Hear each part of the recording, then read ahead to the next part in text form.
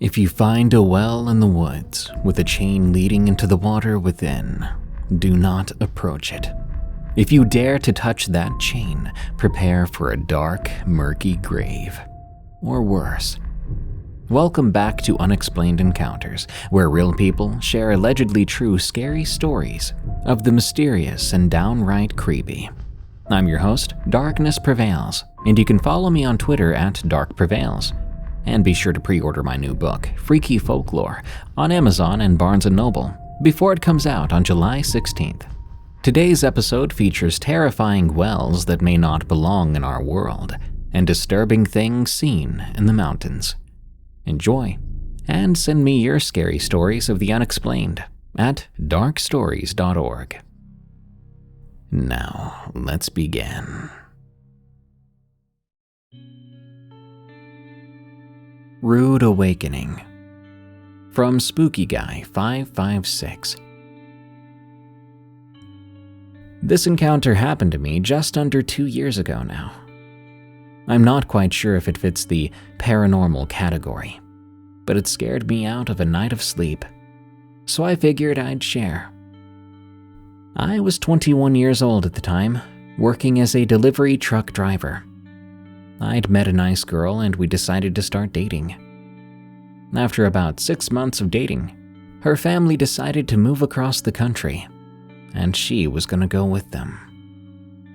It was hard, but she wanted to try and make long-distance work. Unfortunately, in my experience, it definitely doesn't. But that's not what we're here for. While we were dating, I would fly her here to see me, so we could spend some time together. This story happened while she was visiting me one week. We had planned a week where she would fly down and I would take off work, and we could just enjoy each other's company. I worked early mornings at the time, getting up around 4:30 to 5 a.m. for work every day. My girlfriend, we'll call her Annie, was flying in on a Thursday and leaving the following Sunday, just over a week. Unfortunately, it was a busy time of year for work, so I was unable to take that Friday off. I woke up Friday morning at 4:30 like usual and got up to get ready. At the time, I lived in a small 2-bedroom apartment with one of my childhood friends. It was a crude basement apartment, but I was happy there. Right across the street from us was a creepy old church that looked to have been built several decades ago. The old brown paint was peeling off the walls, and it had brittle wooden shingles with a very steep pitched roof, a narrow bell tower set at the point. The windows were all frosted, so you were unable to see inside, and I never did see anyone come or go from it. It was this Friday as I stepped outside into the dark morning, and I walked out to my truck. I noticed a light was on at the church's bell tower. Like I said, I've never seen anyone enter this church, and I've definitely never seen a light on there before. What was even stranger was I don't remember the light being on when we got home from the airport late the night before. I shrugged it off and got into my truck to leave. That afternoon, I returned home from work. The sun was too bright to tell if the tower light was still on, so I walked inside and was greeted by Annie. "Hey, did you notice that church light on last night when we got home?" I asked. "No," she responded, looking puzzled. "Why? Is it on?" "Yeah, the one up in the tower." "Well, that's creepy," she responded, but we didn't bring it up again that night. Later the following week, we made plans to take my parents' jet skis out to a lake near our apartment. We were gone most of the day and stayed out until the sun set. We dropped off the jet skis at my parents' house, then headed back to my apartment. As we rounded the corner to my street, I noticed the light was still on. "Look, see?" I said, pointing to the church tower. "Oh, super creepy," Annie responded. We parked the car and got out. Both of us stared across the street at that church. "Someone probably just forgot to turn it off," Annie said, pulling my hand inside. "Yeah, you're probably right," I said, following her. That Friday rolled around, and Annie was getting prepared to leave in a couple of days. "I've got an idea," she said to me that morning. "What is the scariest movie you've ever seen?" she asked. I pondered for a second before answering. "I'm not sure. Probably The Woman in Black?" That was one of the first movies I remember watching as a younger teenager with my friends, and it scared the life out of me. I didn't sleep well for at least a week. I hadn't watched it since then, but I remember it having the worst effect on me. "Okay then, let's watch that tonight. Then afterwards we see if we can go figure out that light in the church." Being a fan of the paranormal, I agreed. That night after the sun set, we cozied in for a night of terror, but I had no idea how bad it would get. We finished the movie, and although it wasn't nearly as scary as I remembered, it still spooked me pretty bad, especially with the thought of that church in the back of my mind. "All right," I said, standing up once the movie was over. "Are you ready?" I stuck my hand out to help Annie up off the couch. "Yes, sir," she said. I walked to my bedroom and stuffed my pistol into my waistband, just in case. I realize bullets won't do much against ghosts, but they would against any human enemies, and it made me more comfortable feeling the weight against my hip. I snagged a flashlight on my way out the door, and we headed out into the night. It was around 1 a.m. as we crossed the street to the old church. The light in the tower was still on. I looked up and down the road to make sure we weren't spotted. We then approached one of these side windows and huddled near the ground next to it. "No way this window is open," I said as I pressed my palm upward against the glass. But to my amazement, the window opened smoothly, without so much as a fight. I found an old board from the roof in the flower bed nearby, so I used it to prop the window open, in case we needed a quick getaway. I boosted myself up through the window and helped Annie inside behind me. The window we entered through was one of many lining the main room. A large pulpit stood facing rows of dust-covered pews, half of them piled taller than me with old furniture and garbage. We wandered around inside the church, exploring all the side doors and hallways when we found the door to the bell tower. We opened it, and light flooded into the main room. We climbed the stairs slowly, listening for anyone that might be up there. We reached the top and found a small room full of boxes and more garbage. Having walked through the whole building now without finding anyone, I felt like I could relax a little. We headed back downstairs, and I left the light on so no one would know we were there. We made our way back to the window and began to climb out. We closed it behind us.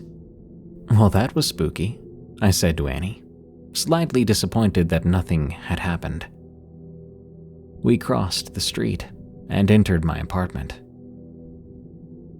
We were both very tired, and I was grateful the church was only across the street instead of a longer walk or drive.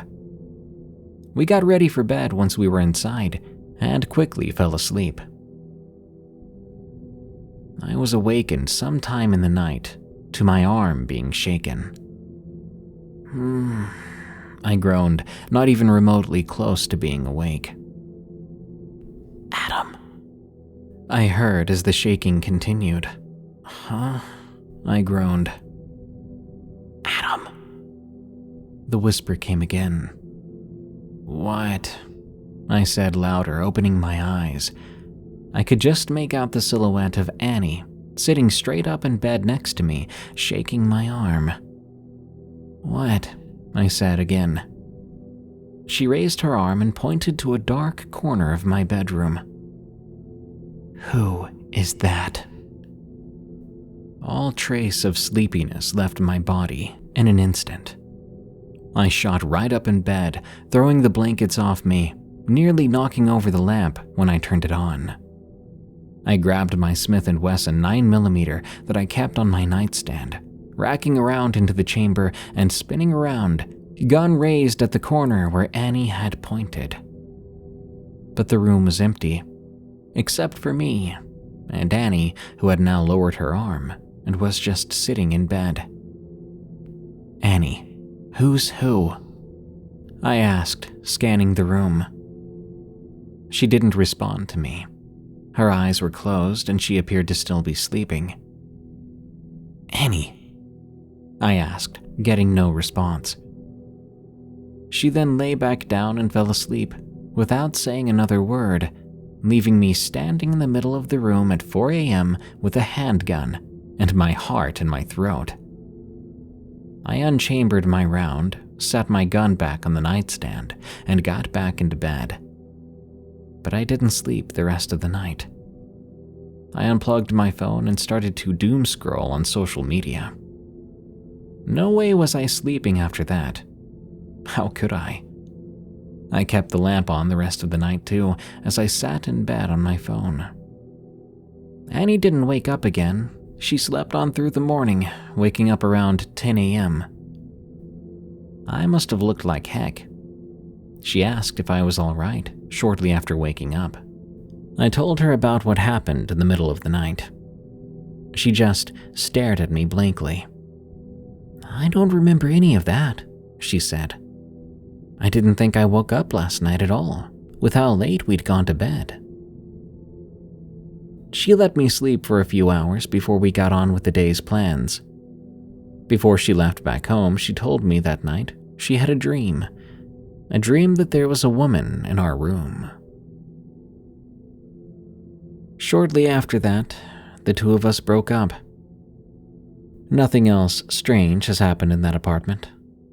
I've since moved out, but I'll never know if it was just a bad dream, or if there was a woman there with us, who only presented herself to my girlfriend. Had this been the woman in black, maybe, or had something followed us home from the church?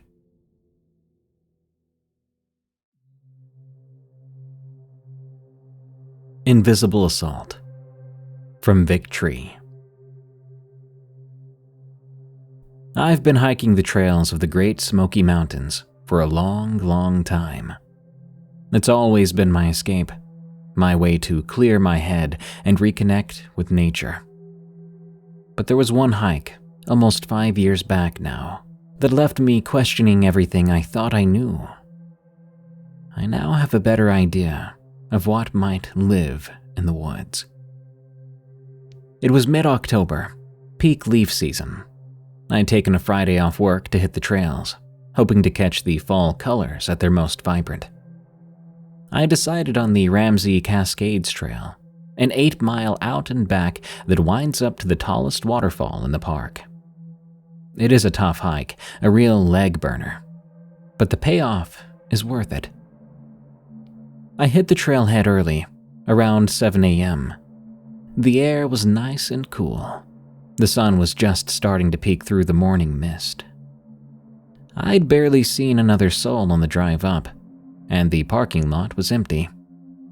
That suited me just fine. I cherish the solitude of solo hikes. The first few miles passed without incident, and I was making good time. I stopped here and there to snap a few photos of the oranges and golds of the shifting leaves. But as I climbed higher, I began to notice something odd. It was subtle at first. The wind, which had been a constant rustling presence in the canopy, began to gust and swirl erratically. One moment it would be at my back, the next it was whipping right at my face. The temperature seemed to fluctuate too. Pockets of unexpectedly cold air sent shivers down my spine. I chalked it up to the elevation and the fickleness of mountain weather. I kept on trudging up the trail, my legs starting to burn with the uphill effort. But then, about a half-mile from the falls, everything changed. The wind died, and I don't mean it faded or calmed. It simply stopped, like someone had flipped a sort of cosmic switch. The leaves, which had been fluttering and swirling moments before, froze in place, as if suspended in time.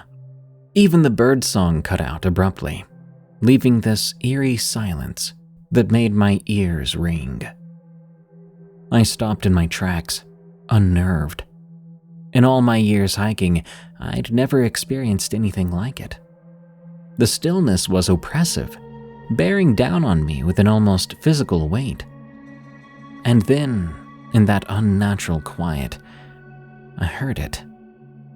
There was a whisper so faint I thought I'd imagined it at first.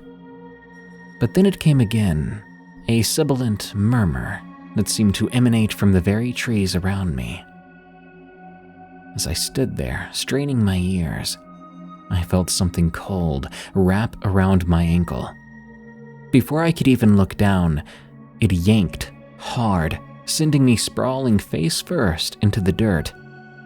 The breath whooshed out of me as I hit the ground. I rolled over, frantically kicking my feet, trying to get away from whatever had grabbed me. But when I looked, there was nothing there. Just empty air and a motionless forest.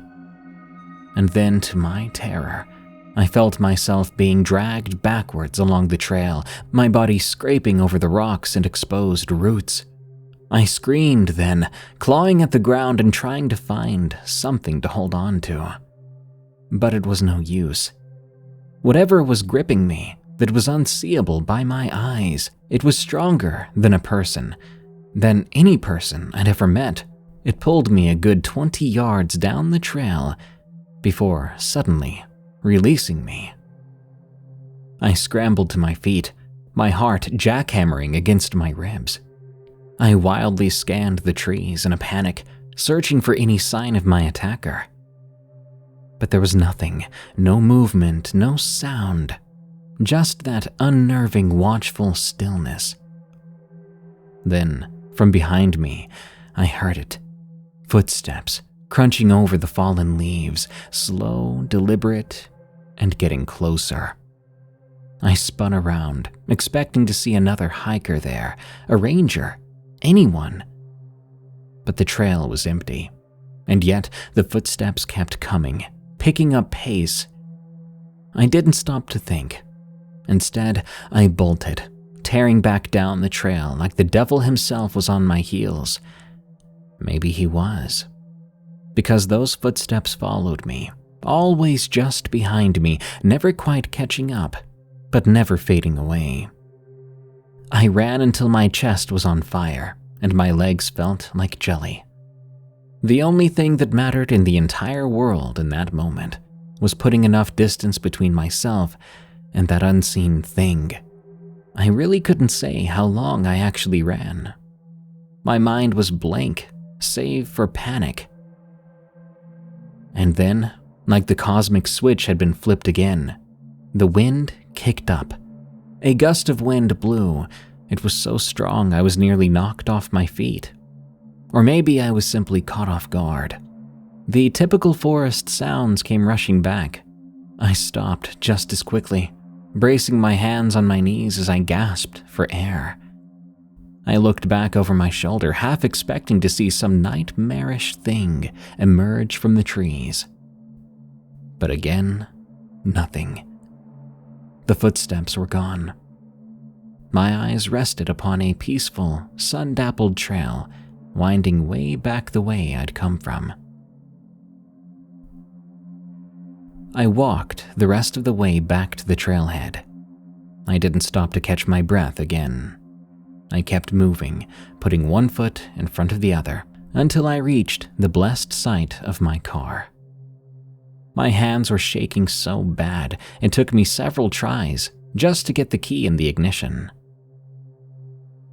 I never have been able to explain what happened that day. I've tried to rationalize it, to chalk it up to some freak weather pattern or my own overactive imagination.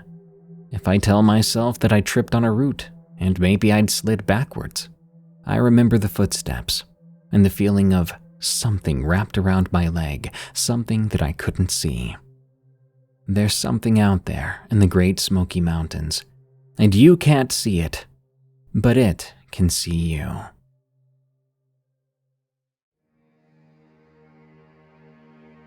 Ghosts of the Past, from Laura V.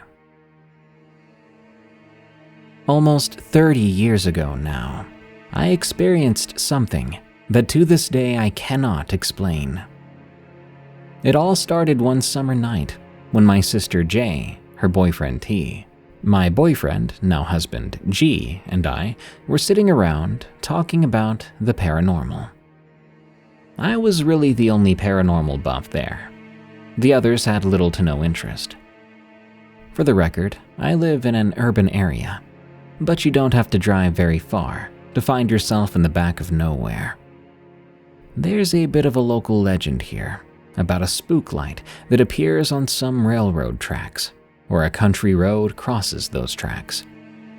It is said if you park near the tracks and look down, you would see a bright light appear and move towards you, making no noise. Well, on the night in question, we all decided it would be fun to try and find the tracks to see if we could spot the supposed spook light. We all piled into T's car and took off. We were exploring the back roads, trying to find the tracks, and we ended up turning down a narrow dirt road. And that's where things got pretty weird. As we drove slowly down the road, a large pickup truck suddenly appeared in front of us. It was barreling down the road at a very high speed. We narrowly avoided a head-on collision. T pulled sharply to the right to make room for this maniac driving the large truck. It was the kind with wooden slats on the sides of the truck bed, obviously a work or farm truck of some kind. It looked older, perhaps from the 60s or 70s. After exclaiming over the recklessness of the driver, we continued down the road. However, there on out, the whole atmosphere had changed. It felt weird and somehow off. We chalked it up to the near miss and continued down that road. The road dead-ended at a county correctional facility. We were surprised and quite frankly nervous about being at a jail in the middle of the night. So we turned around and quickly made our way back up the dirt road. We made it back to the paved rural route we had turned off to go down the dirt road. Across the route and slightly offset to the left was an entrance to another dirt road. There was a house on the corner with a porch light on that cast a dim light. As T pulled the car out onto the paved route, the headlights swept across the entrance to that road and illuminated something lying in the middle of it, a short ways down. At first, we thought it was a dead cow, because it looked like it was black and white. So T turned around and pulled just into the entrance of the road so we could get a better look at what it was. We sat in stunned silence. Then my sister and I started to scream at T to back the car up and get the heck out of there. What we saw were two bodies lying one across the other in the road, as if they'd fallen out of the back of a truck, like the truck that nearly ran us off the road. They were young African-American men. They were wearing white t-shirts and jeans rolled up at the cuff, perhaps jail uniforms. The way they sat there, it was clear they were dead. Our first thought was that we had come across a murder scene, so we found the nearest payphone, and I called the police. After they listened to my story, the dispatcher simply hung up on me. I was stunned. I went back to the car and told the others what happened. They were surprised, and best we could think was the dispatcher thought it was a prank. Or maybe they had heard the same story before.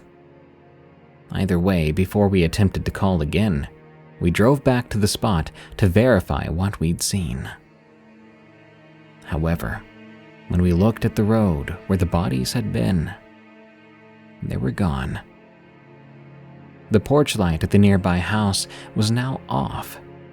And no, we were not in the wrong spot. That house was distinctive. It was the only one on that stretch of road. Plus, the dirt roads were the only ones between two larger, well-lit and named paved roads. After that, we went back home. We sat around the table discussing what we just experienced. It was strange, but I remember seeing a white dog walking down the road, oddly ignoring the bodies that were right there. But the others did not see that part. We came to the conclusion that the young men had been incarcerated in the jail and had somehow been killed. And maybe the jail was covering up the incident, attempting to dispose of the bodies. As I stated earlier, the truck was older, and the clothes the men wore looked to be from an older time period as well. All of it seemed so out of place and just off. Fast forward to about 10 years later. My now husband, G, and I decided to go back to see if we could find that road. We found the rural route and the dirt road that led to the jail. But there was no sign of the second dirt road. No evidence one had ever been there. In fact, there was no house either, just woods for at least a mile in either direction. So, what did we see that night? Perhaps it was something called a place memory, where a traumatic event is somehow recorded in the very rocks and atmosphere, and in the right conditions, like an old movie, it plays back. Or maybe we briefly slipped back in time and witnessed a horrific and tragic event. My husband is a very down-to-earth guy, but this affected him so badly, he admitted to sleeping with the lights on for several nights afterwards. We still discuss it every so often. It is one of the strangest things we've ever experienced.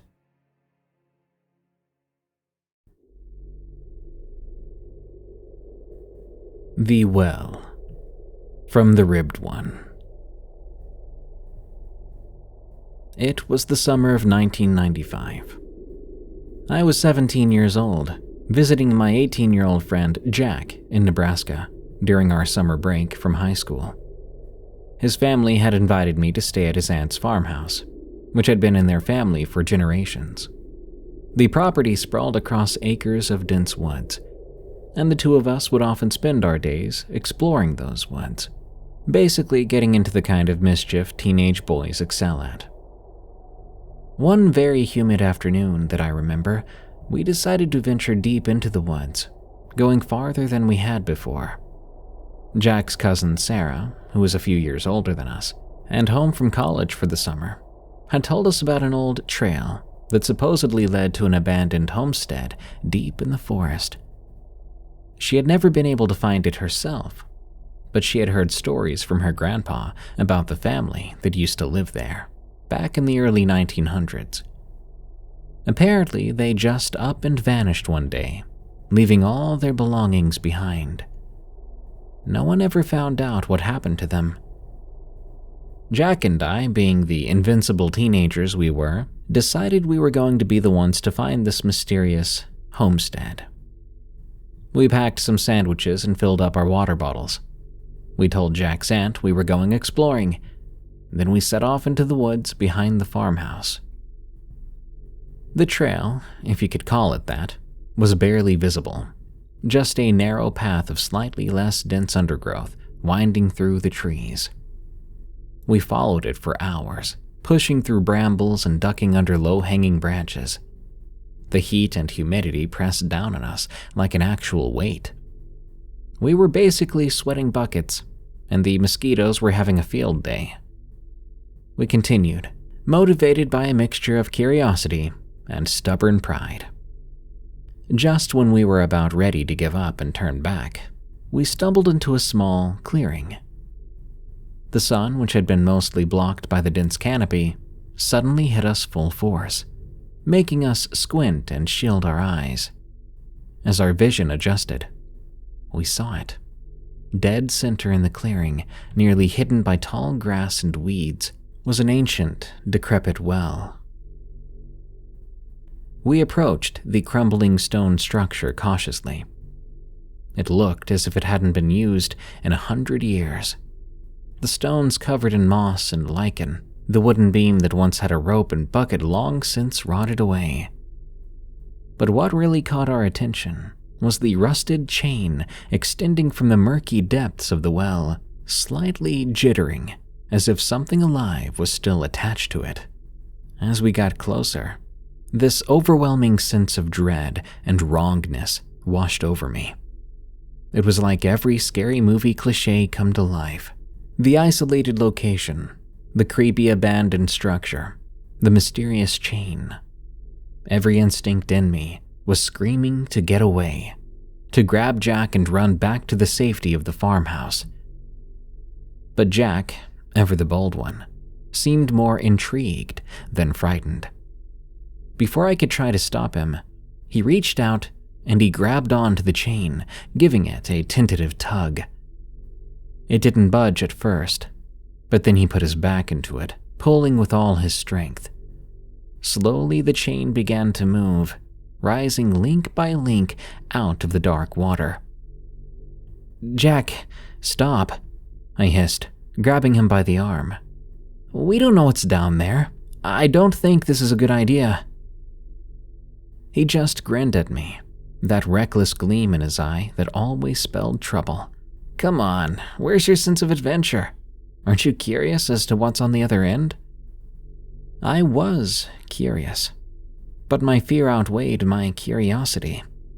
There was something profoundly wrong about this whole situation, like there was something dark about that well, or perhaps what was in the depths of it. But Jack was not going to change his mind. He shook my hand away and kept on pulling. Then, just as suddenly as the thing began to rise, the chain went taut. For a split second, I thought maybe it had snagged on something.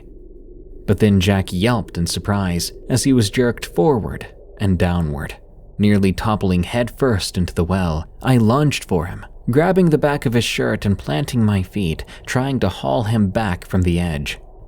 But whatever had the other end of that chain was strong, far stronger than me and Jack combined. I could feel myself sliding forward, the heels of my sneakers digging furrows in the soft earth as I fought against the other side of the chain. Jack had both hands on the chain now, trying to let it go, but it was like his palms were fused to the rusted metal. I saw the look on his face just barely. It was a look of terror. I could make out a wide eye and a panicked look.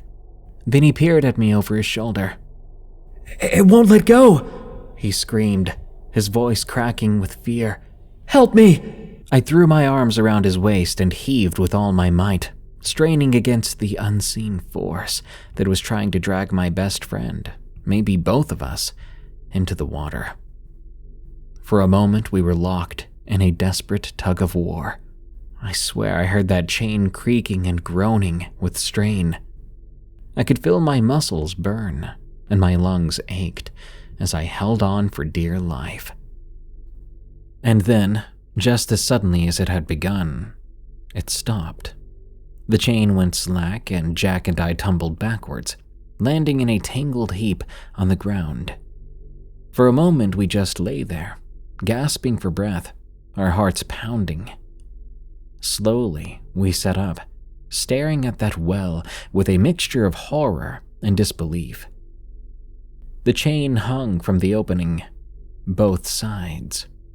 The side that had been submerged had nothing on it.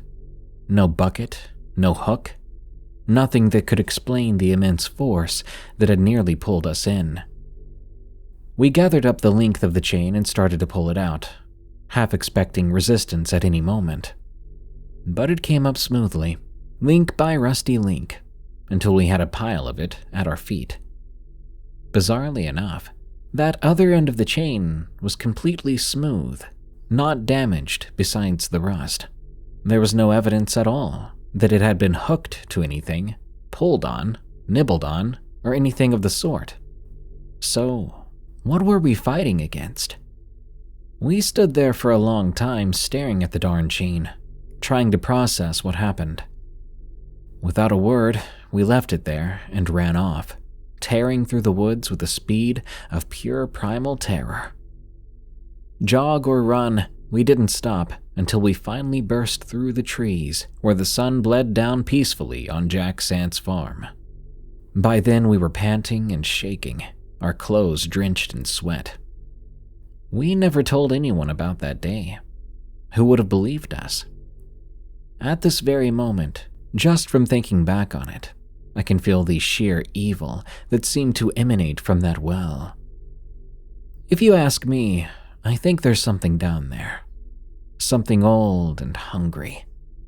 Why it let go, I'm not entirely sure. Maybe we were spared.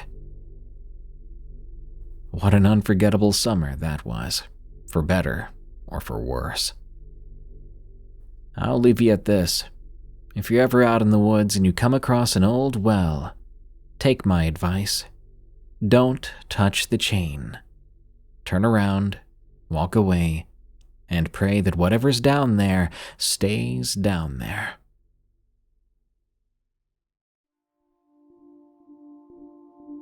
Too much energy. From Mryeetusfeys. I live in the Appalachian Mountains in a small 2-story house with my 2 dogs. I've never had an unexplained or paranormal encounter before. Always thought they were fake. But after this, I started to think otherwise. It started one night when I was sound asleep. It was snowing out. I suddenly woke up to the sound of scratching on my back door. Still half asleep, I went down. I assumed it was one of my dogs. For context, they sleep on the couch downstairs. Maybe one of them wanted out. I was shocked when I looked over the balcony and saw them huddled together, scared. I turned the light on outside, only to see nothing. Even so, I wasn't taking any chances, so I let the dogs sleep with me upstairs that night. The next morning, I went out to the backyard where I heard that scratching. I found some rather sizable paw prints. I remember thinking, wow, a wolf, huh? It would be my first time seeing possible evidence of them out here. That night, I was exhausted because of work, and I passed out on the couch watching TV. Sometime later, I woke up to the sound of barking coming from my backyard. At this point, I had had enough of it and marched outside to shoot a bullet off to scare the darned thing. That seemed to work. Come the next night, I wanted to try and kill whatever was harassing me if it decided to come back. I had my revolver ready, and I was waiting on the front porch with my 2 dogs.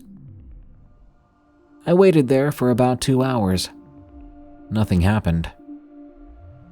Eventually, though, both my dogs' ears perked up and I looked in the direction they were staring. I couldn't make out anything just yet, so I got up and went to take a closer look, but then all at once, my dog sprinted right past me into the dark. I chased after them, but it didn't take long for me to lose track. I looked around, called their names, but they didn't listen, and I was surrounded by darkness. I then heard the snap of a twig, followed by growling and footsteps. So I booked it back to the house. When I made it back, my 2 dogs were already there, waiting for me. I was freaked out enough to dial 911. An officer came out and searched the area. Of course, they found nothing. I was too scared to sleep that night. The next evening, I called over 2 friends of mine. I'll call them J and M. They had revolvers and shotguns with them. We got ready and set out that night. They brought their dogs too. We were all walking down the trail when suddenly, we began to hear movement in the trees a couple feet to our right. We instinctively shone our flashlights in the direction of the sound.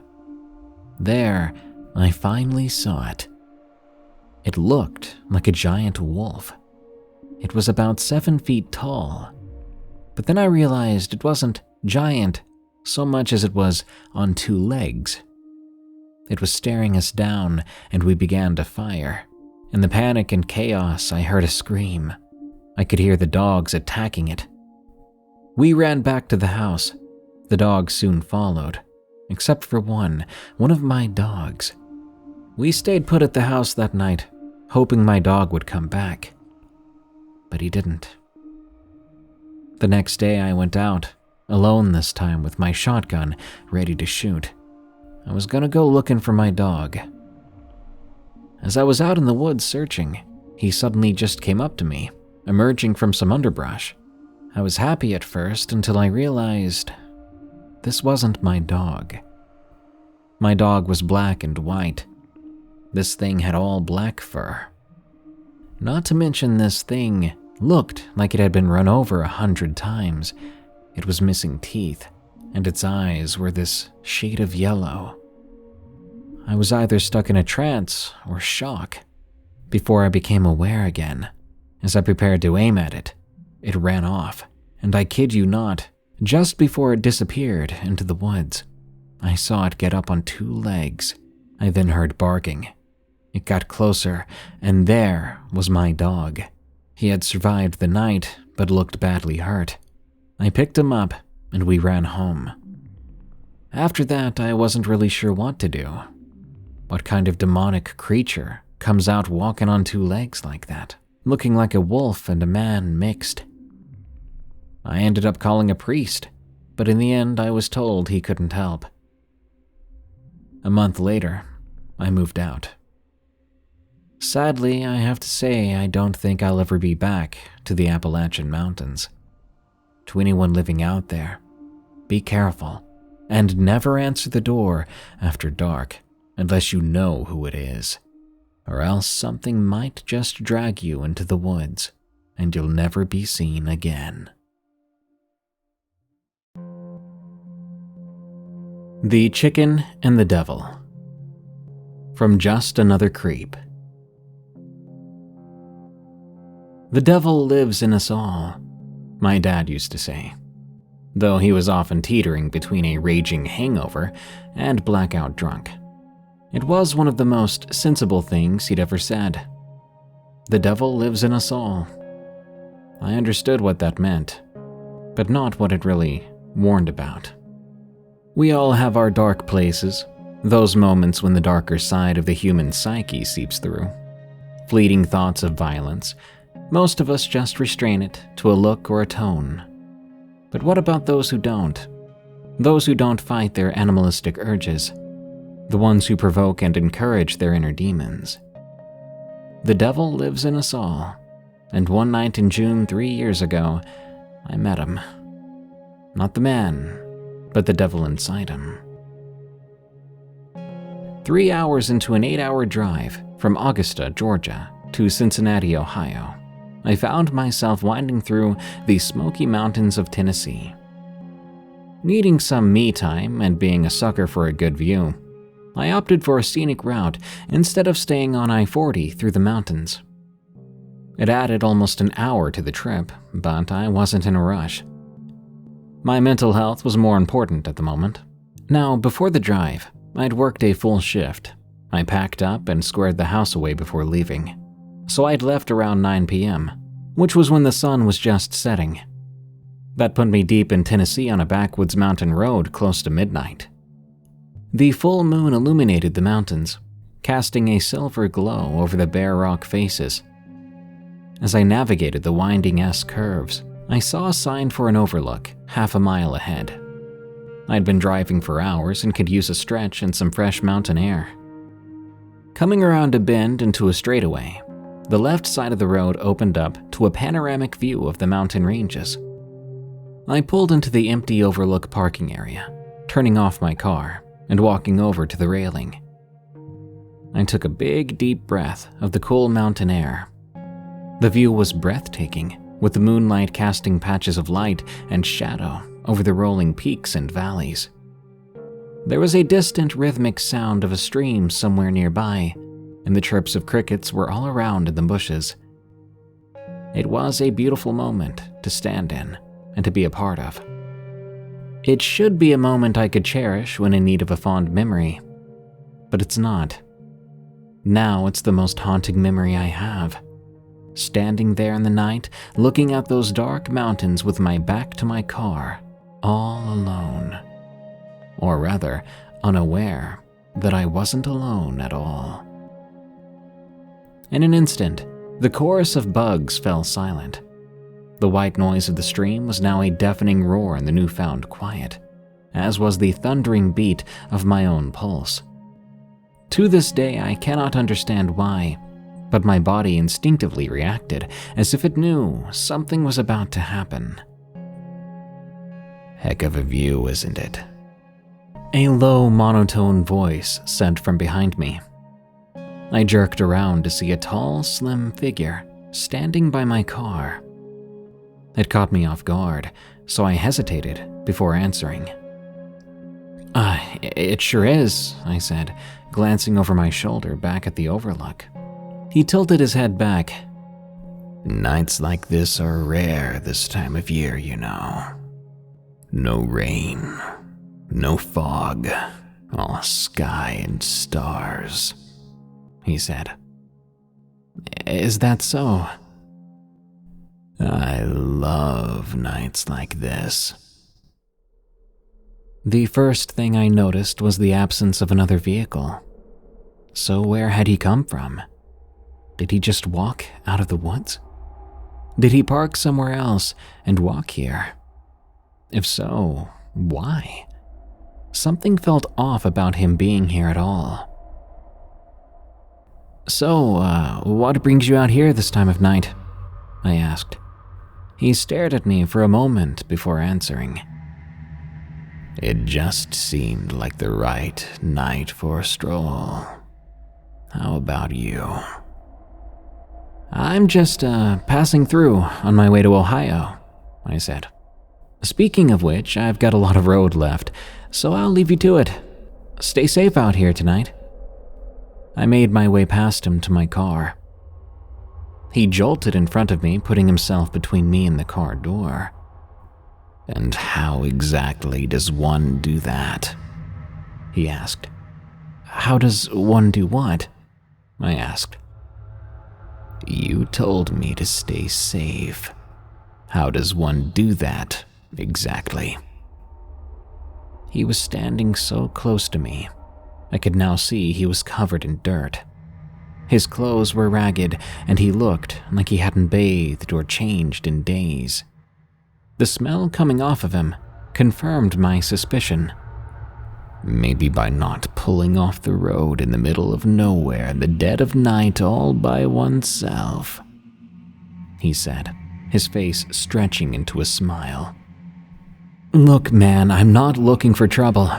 I just need to be on my way," I told him. "Funny thing about trouble. No one really looks for it. It looks for you." My body went stiff. Muscles tightened, skin flushed. My hands were now coated in sweat. Panic was taking over. I threw my weight into him and reached for the door, but my effort did little to push him back. He grabbed me by the back of my shirt and swung me to the ground. Loose rocks from the cement dug into my palms as I tried to break the fall. Looking up, I saw him reach into his pocket and take something out. The click of a knife blade locking into place followed. Kneeling on the pavement, I looked up at this guy and realized I was probably being robbed. I had nothing worth dying over, so I shifted my weight, reaching into my pockets, and I threw my car keys and wallet at his feet. "Look, man, take what you want. I won't fight you. It's all yours." The towering figure stood there, a dark, featureless silhouette with the occasional glint of the blade in his right hand. He looked down at my offering, then back at me with a look of absolute confusion. He stepped forward, past my keys and wallet, towards me. "Hey, man, just take it. It's yours," I pleaded. He stopped and looked at me, still with that look of confusion. I don't want anything from you. I want everything. He continued his advance. I scrambled back and got to my feet. This guy was crazy. I knew I had only a few choices. Fight, run for the car without the keys, run aimlessly down the road or into the woods, or scream for help. So that's what I did. As loud as I could, I screamed, "Help, help. Oh God, someone please help me." My cries echoed off the mountains, but eventually faded into silence. He continued towards me, muttering to himself. "Help," said the Sunday chicken, "help." He stepped closer. "It seems I've lost my head, and if I do not find it soon, most assuredly I'll be dead." He raised his knife to the sky. He brought the knife down with a grunt as he lunged the remaining distance between us. I tried to dodge but lost my footing, which arguably saved me, because it threw me back into the side. The air from his swing swept across my face as I went down again. The miss threw him off balance, giving me a brief opening to make a run for it. Initially, I aimed for the keys and then my car, but I realized he was too close for that. So as I reached where the keys lay, I didn't stop. I kept running past my keys, past my car, down the steep hill, and into the dark. Running down the road, I could hear the increasing sound of shoes slapping pavement behind me. He was gaining on me. As I made my way down the decline, I picked up speed to the point where I was almost sure I'd lose my footing and fall. But I didn't. I kept my balance and stayed on track. But he did not. As I came out of the decline, I heard swearing, the sound of tumbling, the scraping of metal. The man dropped his knife. I thought this was my only chance. I was about to reach an incline, and even with his tumble, he would definitely catch me, because I was already out of breath. So I shot off the road and into the woods. I ran and ran until I tripped over a jutting rock and fell into the brush. I scrambled to my knees, crawled to a nearby tree, grabbed its trunk, and stopped. I tried to control my breathing, tried to remain as silent as possible. I felt as if I was about to suffocate, but I knew I had to control my breathing. My chest heaved. I crouched there, arms wrapped around the tree. My legs were stinging violently. Looking down, I saw they were covered in cuts. The distant slapping of feet resumed, growing louder before tapering off into a slow trot, and then silence. He didn't run past me. He had stopped to listen. Come out wherever you are. I know you're out there, chicken." His voice echoed through the woods. I heard the rustling leaves and snapping twigs as he advanced into the forest. He taunted me, making chicken sounds, calling, "Here, little chickadee." His voice drew nearer, but I had to stay hidden. I had no energy left to fight or to run. "If you come out now, I'll make it quick. But if I have to hunt you, then I'm gonna gut, pluck, and stuff you before you die.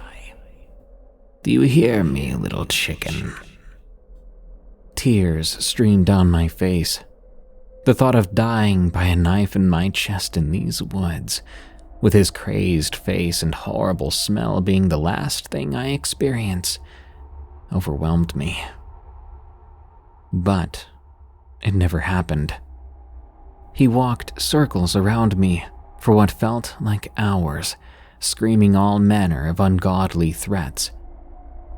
And yet, he never found me. Eventually, everything fell silent, but I remained hidden beside my tree, I waited for hours, only leaving once the sun started to peek through the trees, confirming that I was truly alone. As I emerged from the woods and back to the road, I couldn't shake the feeling that he might still be lurking nearby, ready to ambush me like a slasher from a movie. But he didn't. I sprinted back to my car, and to my surprise, it was all still there: the keys, the wallet, the vehicle itself. After checking every nook to ensure he wasn't hiding somewhere, I jumped in and drove out of there as if my life depended on it, not caring if the mountain road claimed me instead. I was just grateful to be gone. As I raced down the road, I noticed something carved into the top of my dashboard. It was that same nonsensical rhyme he muttered before trying to stab me. "Help," said the Sunday chicken. "It seems I've lost my head. And if I don't find it soon, most assuredly I'll be dead." Next to it was carved, "Until next time, little Sunday chicken." Upon reaching the first mountain town I came across, I reported the whole ordeal to the local authorities. They treated and documented it appropriately, but to this day, nothing ever came of it. There wasn't even a prime suspect in the incident. If you're ever traveling through the back roads of the Rocky Mountains, remember to stay safe, stick to the road, and stay in your car at night.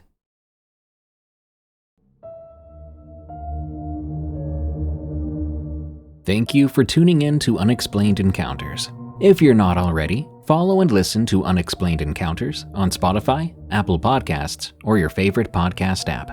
Leave us a rating while you're at it. Get some cool creepy merch at eeriecast.store.